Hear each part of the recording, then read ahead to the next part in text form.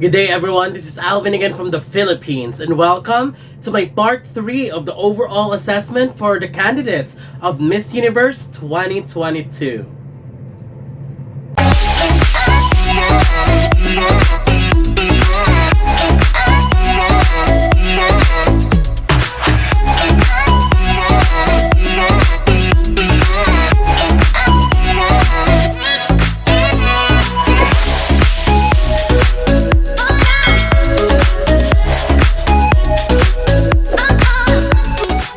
Welcome! So this is already the third part of my overall review for the candidates of Miss Universe 2022, and today we will be reviewing all the candidates from the Caribbean according to Google, of course. So I just based the list of countries that I included here on what I've searched. And also, if you haven't seen part 1 and part 2, it's already uploaded on my YouTube channel. Part 1 is for the African delegates, part 2 is for the European delegates, so this is part 3.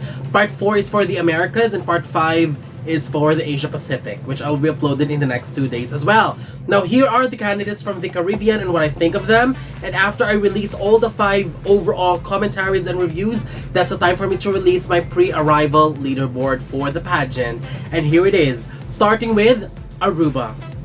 Kiara Arends, my love and adoration just keeps on growing, especially when she was announced as Miss Aruba. But what immediately caught my attention when she won the national title was her natural beauty and charm, and that I can really imagine her seeing her. I can really already imagine seeing her in the finals of Miss Universe.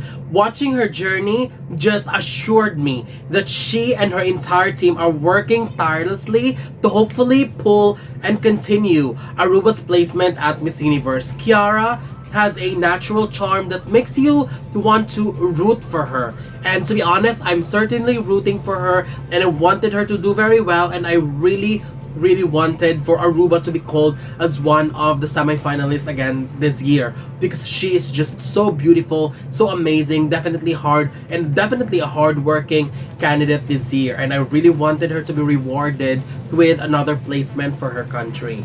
Next we have the British Virgin Islands. Leah Claxton. Leah looked actually very interesting, but I have only seen very few photos of hers, and I wish she and her team have worked to have more exposure for her, even just in social media. For now, I think there's too many strong candidates from the Caribbean region, so that's the reason why I'm not really sure if the long time of non-placement for her country will be changed or will be broken this year. Next we have the Cayman Islands. Chloe Powery-Doxey.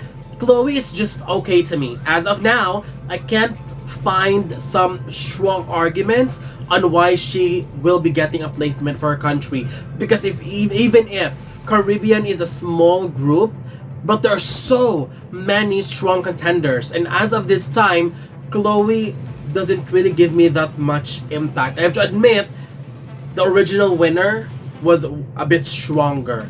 So I am so looking forward to see what Chloe could offer to the pageant to change my mind and hopefully change the minds of other people who don't see her as a strong contender as well.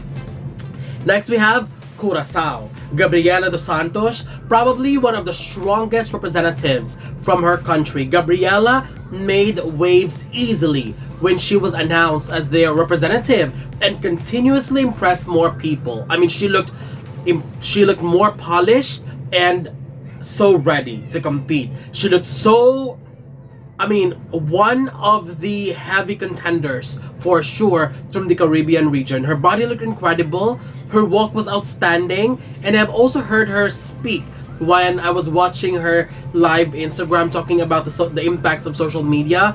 And overall, I think she is already set to compete on January, and I felt like she's ready to slay in the competition. Hopefully she will deliver.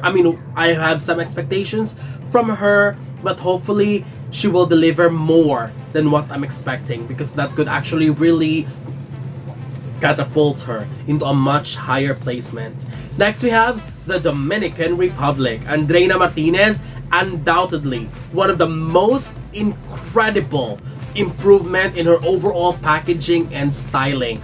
When she won the national pageant, I only remembered her strong walk and great physique, but she was still bordering forgettable, if I'm being honest. But as we get close to the competition and looking at her most recent update, I'm just completely blown away that right now I might actually consider her as one of my potential top 5 placers. I don't know about you, but Andreina, in my opinion, could be the biggest game changer in the competition. Next we have Haiti, Mideline Phelizor. I actually love Haiti's representative this year. She grew on me by a lot, and I like her exotic beauty, loved her tower-esque height, and I love her radiant smile. But when it comes to overall appeal, I am not sure if she could make my personal top 20, but we'll see. She might convince me after arrivals. Next we have Jamaica, Toshami Calvin. I love Toshami. She's one of my personal favorites this year because her national pageant performance impressed me a lot. I also think that she looked incredibly gorgeous, but following her journey, I think what I wanted Jamaica to work on is her consistency in terms of her looks and styling. We wanted to see a Miss Universe kind of styling, the kind of styling that we saw from Casey Fennell, from Davina Bennett, that the moment they came out, you were like, wow, this is going to be a strong contender. And that's what I wanted to feel when I look at Toshami. And if I'm being honest, I am not at that moment yet. That's why I wanted them to give us that. Because Toshami got a huge potentials to do really well this year. I know she's superb, but there's just some cases where I felt like there's something missing. And sometimes I don't know what it is, but having said that, she's still in my list of favorites. I just wanted her to, and her team, to push for more. Because I know there's still something to push for. Okay? Next we have Puerto Rico. Ashley Ann Carino, she is coming in as one of the strongest representatives from this region and the entire competition. She already made sure that she is a force to reckon with at her national pageant, and following her journey, she just showed that she is going to give an incredibly strong fight for the possible 6th Miss Universe crown. I think we have nothing more to say. I mean, she's just the complete package, and all we needed to see is for that package to be unwrapped in New Orleans so she can dominate. She has everything: the beauty, the power of public speaking, the willingness to work at Miss Universe, especially very active in social works as well. Her performance in the national pageant, wow. I mean, Puerto Rico always makes sure that the representatives are ready to slay. I mean, let me just put it this way. For Ashley, I expect nothing less than a top 10. Of course, I wanted her to be in the top 5, but of course, there could be something that could happen. But to me, in my personal thoughts, based on what I'm seeing so far, Ashley is a sure top 10, and going far as top 5 or winning would depend on who she's standing against with on that top 10 and top 5. But as of the moment, I am very confident to say that Puerto Rico is in it once again for the win. Just like what they do always in the past 3-4 years.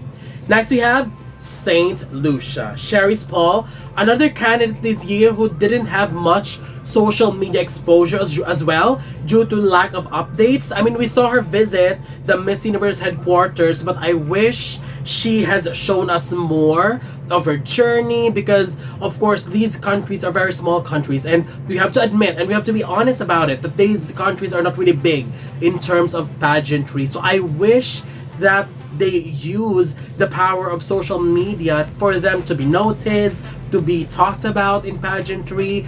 But unfortunately, I didn't really felt much about her, especially in social media. So I really hope they could work on that if they still have the time. But if not, I really wish that they will do that in the next editions, in their future queens. Next we have the Bahamas. Angel Cartwright. I am already manifesting a possible back-to-back placement for the Bahamas at Miss Universe.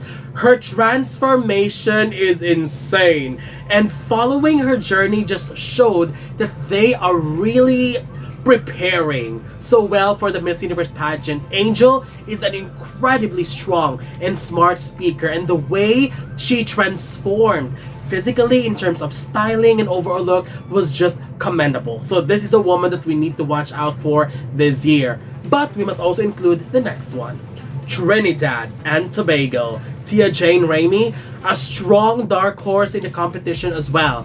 Tia was a familiar face after taking home the title of Miss World Caribbean in 2019. She's also a strong public speaker, and looking at her now, I can definitely say how she was transformed now has fit the Miss Universe mold, and because of that, I want to commend her and the entire team for their work and preparation. I have also watched recently her runway walks in different outfits, and her walk has completely improved, and it really is very strong to the point that I was immensely and positively ecstatic while watching that video. This is someone that we need to watch out this year as well. She may not be one of the most talked about candidates this year, but I can tell you that she's coming super prepared. So that's it. This is my review for all the delegates from the Caribbean region, and I am looking forward to know your favorites. So for this time, I wanted to know your top 3 favorites from the Caribbean region. Up next, as what I've said earlier, we'll be talking about the candidates from the Americas. For now, don't forget to leave your comments below. Don't forget to give a thumbs up and share the video as well. And most importantly, don't forget to subscribe, because you'll be seeing more of these videos in the future. For now, thank you very much and have a wonderful day from the Philippines.